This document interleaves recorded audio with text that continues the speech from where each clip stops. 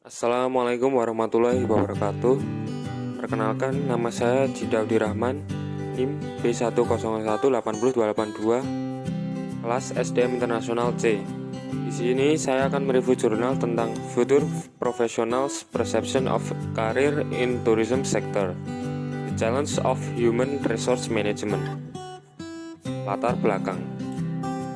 Masyarakat ekonomi ASEAN diharapkan menjadi kawasan ekonomi yang berdaya saing tinggi. 3 di antara 10 negara Asia Tenggara dengan 3 negara Asia Timur yaitu Cina, Jepang, dan Korea Selatan menjadikan blok ini sebagai mitra bisnis yang penting dan bergengsi di Asia. Terakhir, ASEAN dianggap sebagai kawasan yang tangguh terhadap krisis ekonomi global terakhir, sehingga menunjukkan bahwa blok ini kemungkinan besar akan bertahan, berkembang, dan berhasil dalam jangka panjang. Perkembangan tersebut telah menarik banyak perhatian dari para sarjana manajemen dalam melakukan penelitian tentang isu-isu praktik manajemen, strategi organisasi, lingkungan, kelembagaan yang secara langsung relevan dengan blok tersebut. Tinjauan pustaka. Beberapa negara kunci juga disebut sebagai bintang baru yang telah membuat pencapaian besar dalam pengembangan sosial ekonomi di kawasan ini, termasuk Singapura, Malaysia, Thailand, dan Vietnam. Kerjasama ASEAN Plus 3 atau APT antara 10 negara Asia Tenggara dengan 3 negara Asia Timur yaitu Cina, Jepang, dan Korea Selatan menjadikan blok ini sebagai mitra bisnis yang penting dan bergengsi di Asia.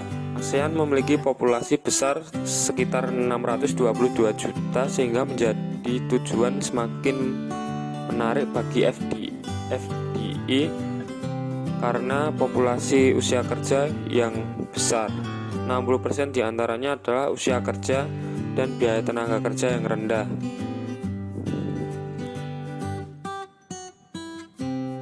Metode penelitian.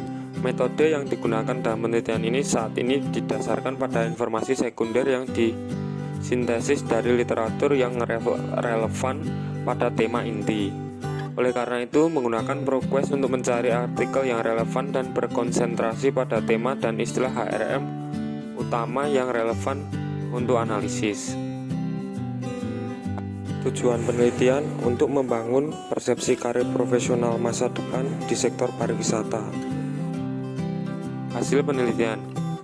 Hasil menunjukkan bahwa jumlah studi paling besar ketika kami melakukan pencarian kami dengan istilah umum seperti manajemen sumber daya manusia dan manajemen orang, HRM dan SDM.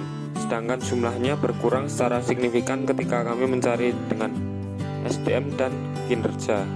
Yang juga menarik adalah ketika kita menggunakan kata kunci yang sama dengan ASEAN, jumlah artikelnya relatif kecil. Ini mencerminkan bahwa konteks ASEAN tampaknya relatif sedikit diketahui dan kurang dieksplorasi dalam literatur HRM. Untuk mengatasi 2 parameter kualitas dan kebaruan, kami memperluas pencarian kami untuk berbagai arsip online. Simpulan. Singkatnya, tujuan utama dari penelitian ini adalah untuk memeriksa perkembangan dan keadaan HRM saat ini dalam konteks ASEAN dengan meninjau secara sistematis kekuatan atau kondisi intuisi yang dapat mempengaruhi praktik HRM dengan blok tersebut. Dengan menggarisbawahi pentingnya konteks HRM untuk memahami sifat dan efek dari struktur dan praktik HRM.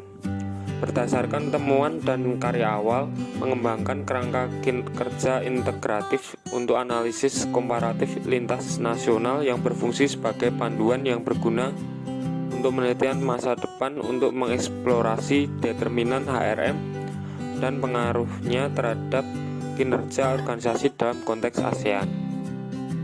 Demikian review jurnal yang saya sampaikan. Apabila kurangnya, saya mohon maaf. Wassalamualaikum warahmatullahi wabarakatuh.